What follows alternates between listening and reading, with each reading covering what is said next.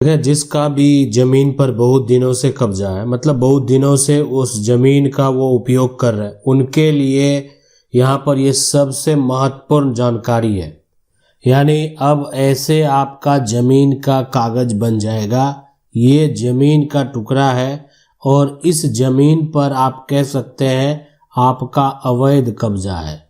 अवैध कब्जा कहने का मतलब ये है कि जो व्यक्ति के पास कब्जा है, मान लेते हैं रमेश के पास कब्जा है, लेकिन रमेश के पास कागजात नाम का कुछ भी नहीं है, कोई भी दस्तावेज नहीं है। आखिरकार रमेश का कागजात कैसे बनेगा?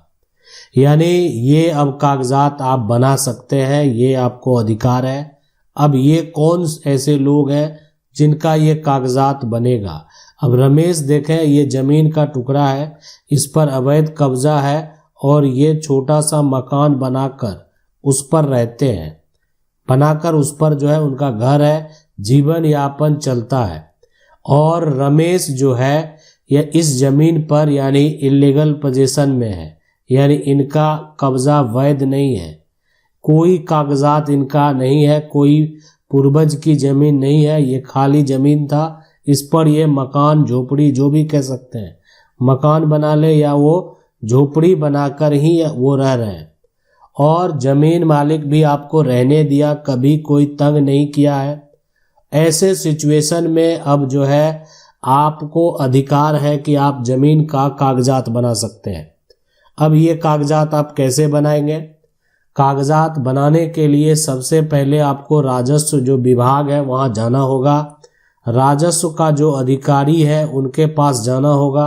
राजस्व अधिकारी के पास जाएंगे और कर्मचारी के पास जाएंगे।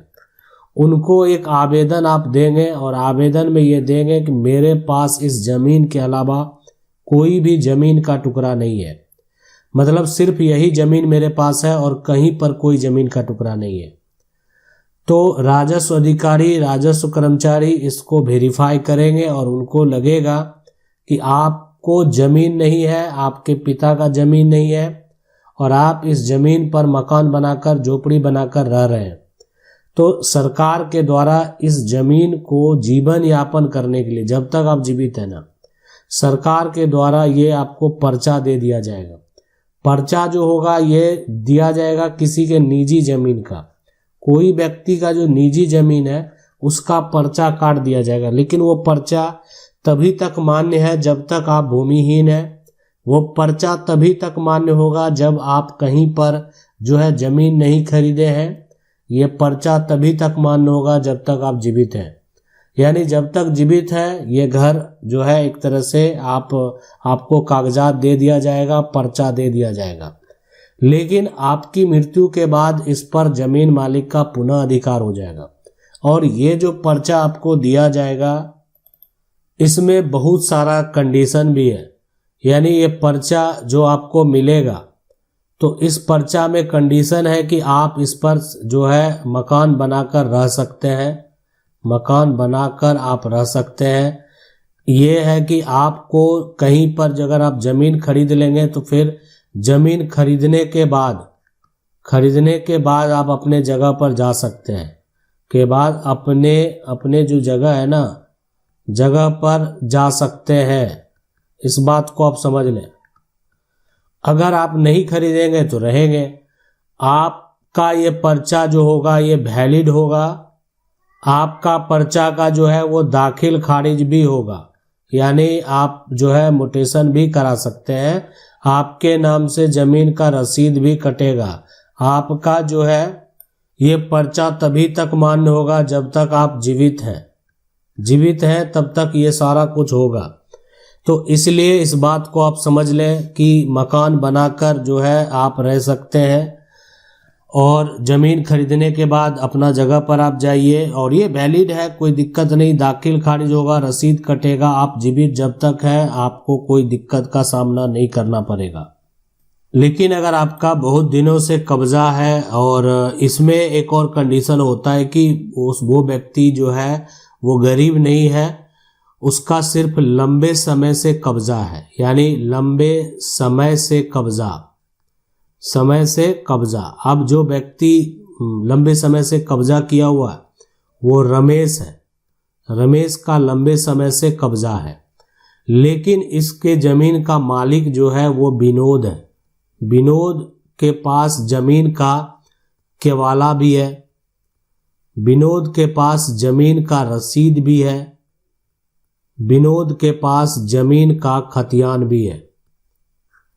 तो विनोद के पास यहाँ पर आप समझ सकते हैं कि जमीन का केवाला हो गया, विनोद के पास जमीन का खतियान है, विनोद के पास जमीन का रसीद है, लेकिन रमेश के पास जमीन का कब्जा है।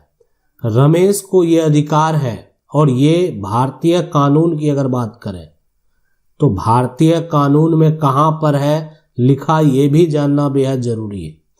ये है यहाँ पर जो लिमिटेशन एक्ट है, एक्ट 1963 का जो धारा 27 है, और अगर बात करें यहाँ पर आर्टिकल जो 65 का अनुसार कोई भी व्यक्ति आपकी जमीन पर 12 साल से अधिक समय तक अगर कब्जा है, 12 साल से अगर कब्जा है, तो ऐसे सिचुएशन में वो व्यक्ति मालिकाना हक का दावा कर सकता है।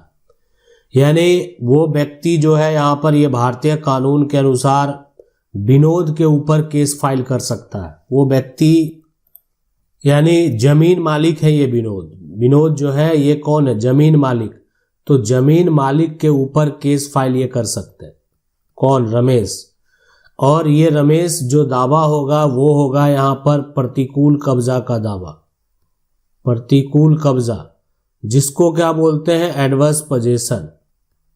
एडवर्स पोजेशन का ये दावा कर सकते हैं।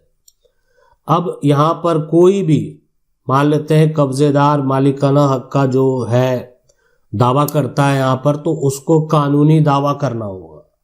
अब डिपेंड करता है, देखें, कोर्ट के फैसले के ऊपर। सुप्रीम कोर्ट के द्वारा ये कहना है कि देखें कब्जा से कोई भी व्यक्ति कब्जा जो है, कब्जा होना ही जो है मालिकाना हक नहीं देता। और बहुत सारे जजमेंट में जो है ये साफ साफ कहा गया है कि नहीं देता है। सिर्फ कब्जा आपके पास है तो मालिकाना हक आपको मिल जाएगा, ये कोई जरूरी नहीं है। आपको ये साबित करना पड़ेगा कि आपका कब्जा एडवर्स है, यानी आपका कब्जा शांतिपूर्ण है, आपका कब्जा जो है वो लगातार है, मालिक को पता था। यानी जो कंडीशन है ना, सीधी सी बात है, यह है कि कब्जा जो है आपका यहाँ पर खुला था, कब्जा जो है आपका लगातार था, लगातार यहाँ पर था। कब्जा जो है वो मालिक को पता था, जमीन मालिक को पता था ये बात कि आप उनकी जमीन पर कब्जा है, और उन्होंने कोई कार्रवाई नहीं की, कार्रवाई यहाँ पर नहीं की। अब सीधी सी बात है, लिमिटेशन की जो बात हो रही है, लिमिटेशन एक्ट 1963 जो धारा 27 है और आर्टिकल 65 के अनुसार जो कि ये सारा कब्जा खुला, लगातार मालिक को पता था, फिर भी मालिक जो है अगर समय सीमा के अंदर कार्रवाई नहीं करता तो ऐसे सिचुएशन में जो है जमीन मालिक के हाथों से जा सकता है, विनोद के हाथों से ये जमीन जा सकता है। और यहाँ पर भी अगर देखा जाए तो अगर ये साबित करने में रमेश जो है सफल हो जाएगा कोर्ट में कि उनका कब्जा इसी प्रकार से था, ऐसे सिचुएशन, ऐसे कंडीशन में फिर मालिकाना हक जो है यानी रमेश को प्राप्त हो जाएगा। रमेश जो है यानी कोर्ट का फैसला जो होगा, कोर्ट का फैसला वो रमेश के पक्ष में हो सकता है। जमीन मालिक के पास कागजात रहते हुए भी वो अपने जमीन से हाथ धो बैठ सकते हैं। तो ये है पूरा प्रक्रिया। अब आपके पास जमीन का कागजात है, डॉक्यूमेंट है, तो आपको देर नहीं करना। लेकिन सभी नियम कानून के लिए आप कह सकते हैं बहुत सारा उपाय, यानी ऐसा उपाय भी है कि कब्जा 100 साल पुराना क्यों नहीं हो। अब जो है अभी तक एडवर्स पोजीशन का दावा नहीं हुआ, 100 साल पुराना है, एडवर्स पोजीशन का कोई दावा नहीं किया है, तो आप किस तरीके से कब्जा करने वाले के ऊपर केस फाइल करेंगे, ये आप जैसे ही जाएंगे किसी वकील से, जैसे ही सिविल कोर्ट में जाएंगे, सलाह लेंगे, आपको पूरा प्रक्रिया समझ में आ जाएगा। ये कि कैसे आप जमीन अपनी वापस प्राप्त कर पाएंगे। यानी इसके लिए बहुत सारे दाव पेच है। आशा करते हैं वीडियो अच्छा लगा होगा। वीडियो को लाइक जरूर कर दें। चैनल को पहली बार देख रहे हैं, सब्सक्राइब करके जो बेल आइकन है उसको जरूर दबा लें। मिलते हैं अगले वीडियो में, तब तक के लिए जय हिंद।